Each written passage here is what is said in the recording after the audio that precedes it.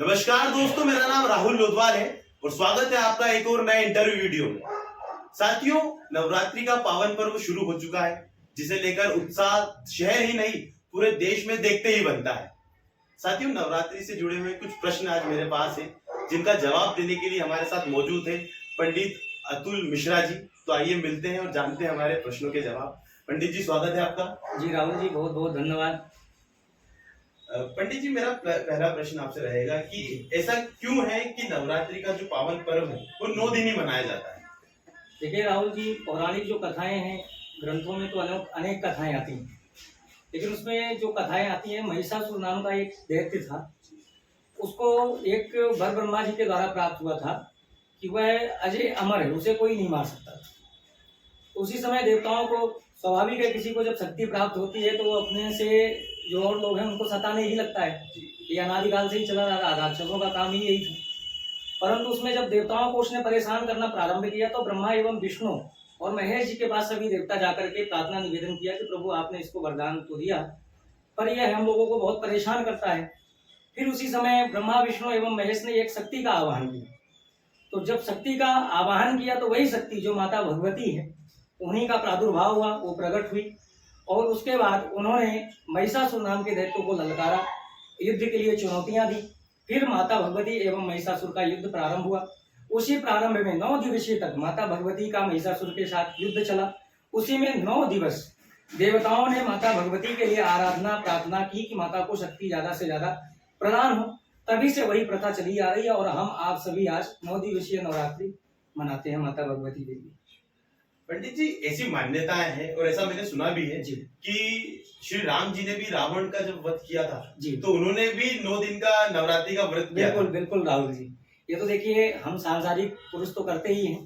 देखिए स्वयं राम जी विष्णु के अवतार थे जी, है ना, तो उन्हें ये सब की आवश्यकता क्यों थी? इसकी जरूरत ही नहीं, क्योंकि वो तो परम पूर्ण ब्रह्म है। उसको तो इतनी शक्तियां खुद भी है प्रभु के पास कि वो रावण को मार सकते थे।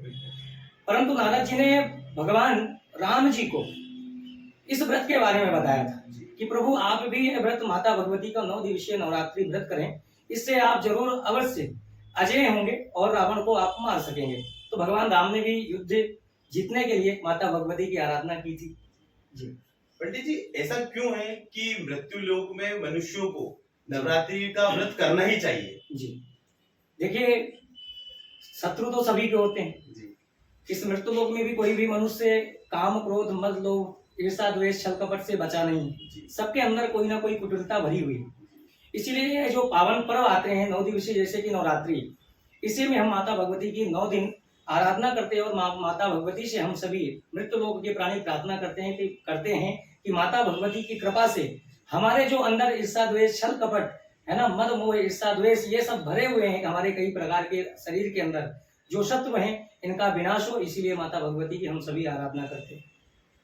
दोस्तों, हम देख सकते हैं कि नवरात्रि के कितने महत्व हैं और उसमें उपवास करने के कितने महत्व हैं। तो पंडित जी से बहुत सी चीजें हैं जो हमें जानने को मिली। पंडित जी, अभी तक बात हुई नवरात्रि की और उसमें व्रत की।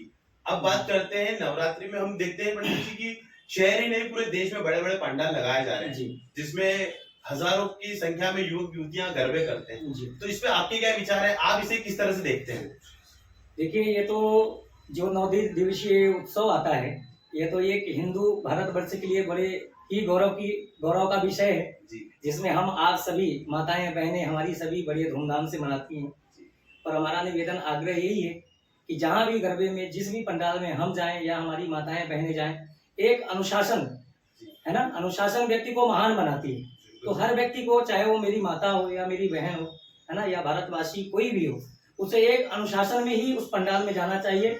और पौराणिक जैसे वेशभूषाओं का भी वर्णन है कि पूर्व में साड़ियां माताएं पहनती थी है ना, अंग जो वस्त्र होते थे उन्हें व्यवस्थित पहन के जाती थी। उसी प्रकार से माताएं एवं बहनों से भी मेरी प्रार्थना है, वह किसी भी गरबे में जाएं तो बढ़िया अपने सुरक्षित वैदिक परंपरा हेतु जो उनका वेशभूषा था उसे पहन करके और वही गरबे में जाएं और उसका बिल्कुल आनंद लें। कोई समस्या का विषय ही नहीं है इसमें। साथियों, हम देख सकते हैं कि हमारा सिर्फ इतना ही उद्देश्य, और पंडित जी की बातों से मैं सिर्फ इतना जान पाया हूँ कि हमारी संस्कृति बची रहे, फुहड़ता किसी तरह की ना फैले।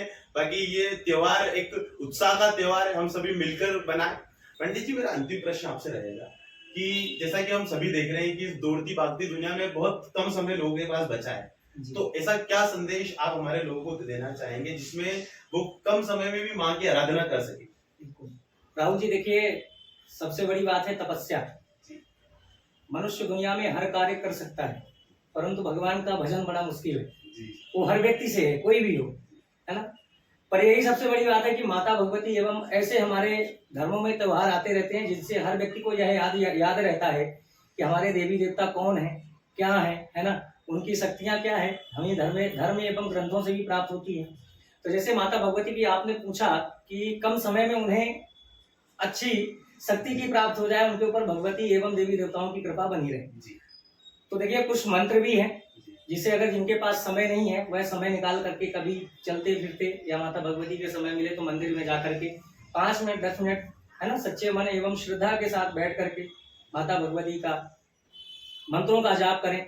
जैसे कि एक तो आपका ऐं ह्रीं क्लीं चामुंडाय विच्चे, यह मंत्र है। और जैसे जिसे विद्या बुद्धि बल एवं लक्ष्मी की प्राप्ति चाहिए, उसके लिए ओम श्रीं ह्रीं श्रीं कमले कमलालये प्रसीद प्रसीद श्रीं ह्रीं श्रीं ओम महालक्ष्मी नमः, यह मंत्र है जिसे वह अपने घर बैठ करके 5 मिनट 10 मिनट आधे घंटे कम से कम एक माला तो भगवती की आराधना कर ही सकते हैं। इसलिए हमारा यही है कि सभी अपने अपने घरों में माता भगवती की आराधना जैसी भी हो सके अवश्य करें। क्योंकि देखिए, दुनिया में हम कमाते तो 24 घंटे रहते हैं, मनुष्य का शरीर जो है ये बैल है ना, इसको हम जितना चलाते हैं उतना ही चलता है, और जब आराम देते हैं तभी यह आराम भी लेने लगता है। तो उसी प्रकार से हम संसार के कार्य करते हुए भी माता भगवती एवं माता पिता से प्रेम करें, है ना, बुजुर्गों की सेवा करें एवं अपने धर्म ग्रंथ से कोई च्युत ना हो। मतलब सबको यह याद रहे कि हमारा यह त्योहार आने वाला है, हमें इससे धूमधाम से मनाना है। जैसे हर 6 महीने में नवरात्रि आती है और 3 महीने भी आती है। 4 नवरात्रियां होती हैं, 2 तो बड़ी होती हैं जो हमको सबको पता है ना। एक तो चैत्र रामनवमी हम लोग मनाते हैं, है ना, उसमें चैत्र नवरात्रि होती है। और यह जो अभी सर्दी है नवरात्रि चली रही है जिसे हम आप सभी धूमधाम से मना रहे हैं। तो बस यही भक्तों से उद्देश्य है, निवेदन है कि वह सभी अपने घर में 5 मिनट 10 मिनट बैठ करके भगवती की आराधना जरूर करें। धन्यवाद पंडित जी। साथियों, हम देख सकते हैं कि कितनी सुंदर बातें आज पंडित जी ने हमसे की और हमें कितनी अच्छी बातें जानने को मिली कि किस तरह से हम माँ की आराधना कर सकते हैं। साथियों, मेरी तरफ से कुछ प्रश्न जो मैंने तैयार किए थे आज पंडित जी से हमने पूछे और बहुत अच्छे जवाब पंडित जी ने दिए। आपके भी कुछ प्रश्न हो तो आप कमेंट बॉक्स में हमें पूछ सकते हैं। पंडित जी से निवेदन रहेगा कि वो उनके जवाब अवश्य दें।